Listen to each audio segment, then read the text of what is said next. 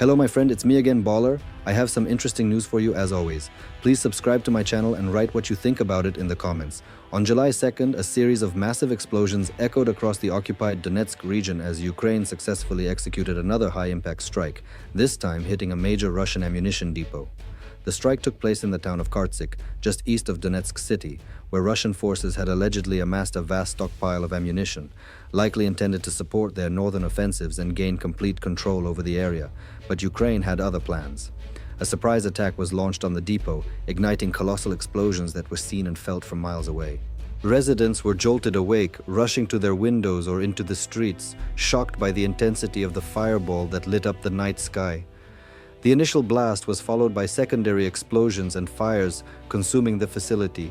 Several locals recorded short but powerful videos and uploaded them to Telegram and other social media platforms, revealing the sheer magnitude of the detonation.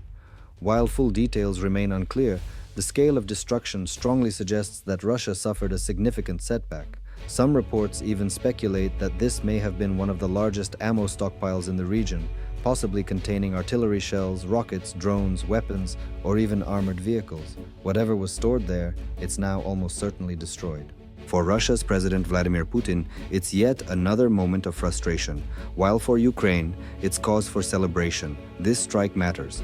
Russia is already grappling with major shortages in weapons and ammunition.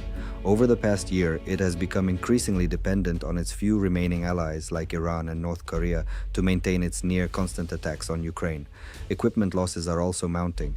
A report by the Center for Strategic and International Studies highlighted that since January 2024, Russia has lost approximately 1,149 armored fighting vehicles, 3,098 infantry fighting vehicles, 300 self-propelled artillery systems, and 1,865 tanks.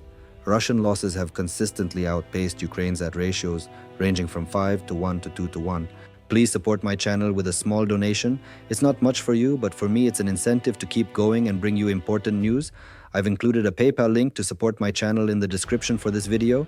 Thank you. In essence, Russia has pursued a wasteful strategy, expending enormous resources in the hope that brute force would eventually wear Ukraine down. But the longer this war continues, the more that strategy backfires. Each Ukrainian strike on Russian stockpiles or infrastructure isn't just a tactical win, it's a strategic blow to Russia's war effort. This latest hit in Kartsyk will likely save lives by destroying weapons that would have otherwise been used to kill Ukrainian soldiers and civilians, particularly in the Donetsk region. It also forces Russia to reroute supplies to Donetsk, complicating its logistics and offering Ukrainian defenders some breathing space. But the Kartsyk attack wasn't the only Ukrainian success to mark the beginning of July.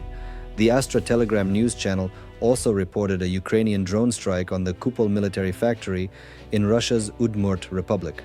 Despite being located hundreds of miles from the front lines and deep within Russian territory, 2 Ukrainian drones managed to penetrate defenses and inflict serious damage. One reportedly entered through the window of a workshop, while the other hit the roof of another building, triggering explosions, fires, and a roof collapse spanning roughly 1,300 square meters. Satellite imagery confirmed the destruction. Astra reported that 4 UAV workshops were affected. Metalworking facilities, microcircuit soldering labs, and finished drone assembly lines were all hit. This plant, a key part of Russia's drone production chain, had been operating around the clock in 3 shifts, but after the strike, production was halted. Drones are a cornerstone of Russia's offensive strategy.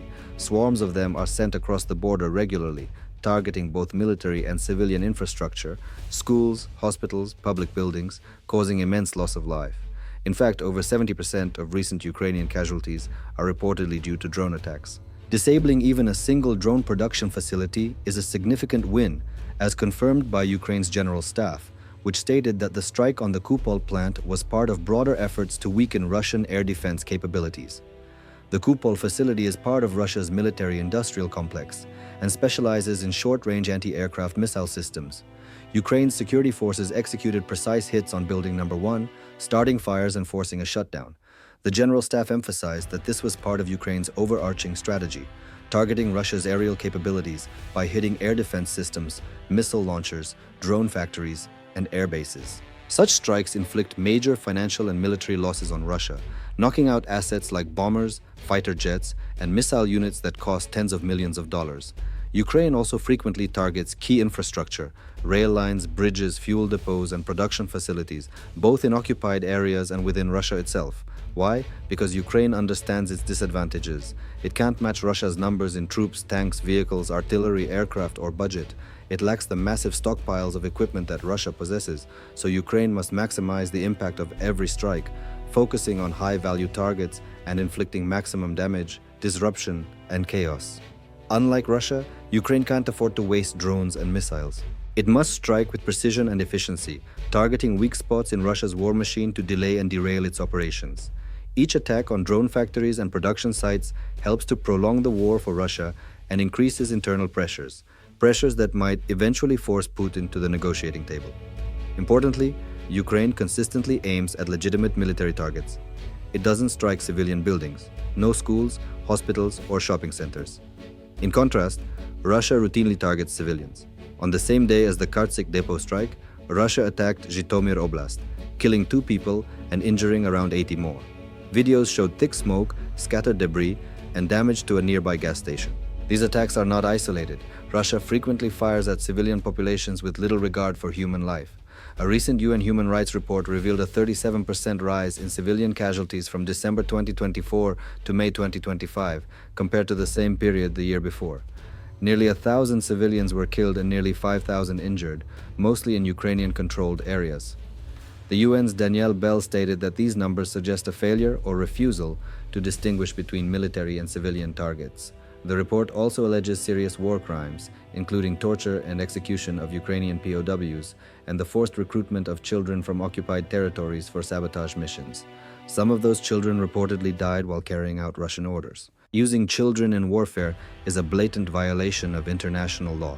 Bell condemned it as the exploitation of vulnerable lives. These facts expose the moral chasm between the two sides. While Ukraine has not been perfect and has caused some civilian casualties, it has never resorted to the kinds of war crimes that Russia is now accused of committing. And yet, despite the odds, Ukraine fights on with determination and integrity. Its defenders strike legitimate military targets and avoid unnecessary harm to civilians. This approach stands in stark contrast to Russia's scorched earth tactics and disregard for life and law. Take the June 30th strike in Donetsk, for example. Late that evening, explosions rocked the area as Ukrainian forces struck a Russian command post.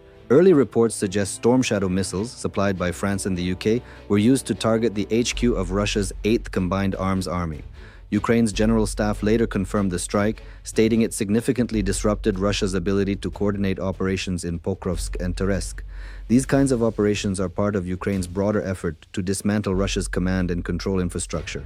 Ukraine remains committed to fighting until every Russian soldier is driven out of its sovereign territory and peace is restored. And these victories are coming at a critical time.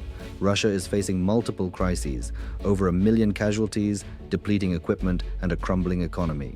Even senior Russian officials have acknowledged the looming recession, prompting Putin to announce defense budget cuts in 2026. Still, Russia shows no signs of backing down. Instead, Putin appears to be intensifying operations in key regions like Donetsk and even eyeing further advances into Dnipropetrovsk. Ukraine's southern command confirmed that Russian forces are actively trying to breach the front lines, but Ukrainian troops continue to hold firm. Worryingly, Putin has made sweeping statements claiming all of Ukraine as a Russian territory. He's talked about creating a security zone and has hinted at potential offensives against cities like Sumy.